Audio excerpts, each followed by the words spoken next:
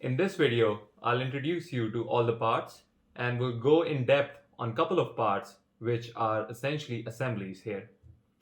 So to start with, let's talk about something that's in front of me. This is the base assembly. This is where we'll build all the other components and have the entire structure of our printer. To my right is the right side bar, which is essentially a bar that goes here. There's a left side bar, a bar that goes here. We have the relevant screws that go with that.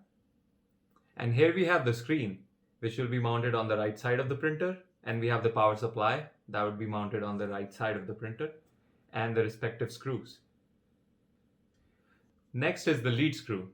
The lead screw is what moves the extruder assembly up or down along the z-axis.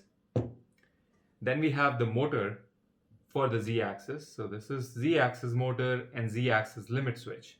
We will go into the functionality of these very soon. Then we have the x-axis rail and we have a motor carriage.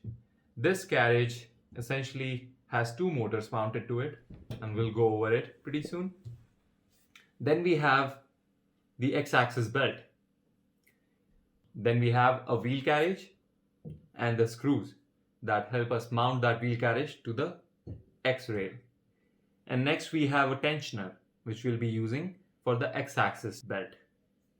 Moving forward, we have a top bar, which will basically create a box structure for our entire printer and the relevant screws.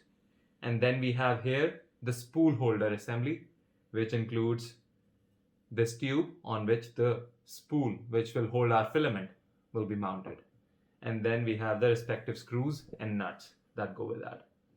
On my very left, we have a couple of caps, which are essentially used just to cap the two ends of the top bar so that there are no sharp edges which are visible.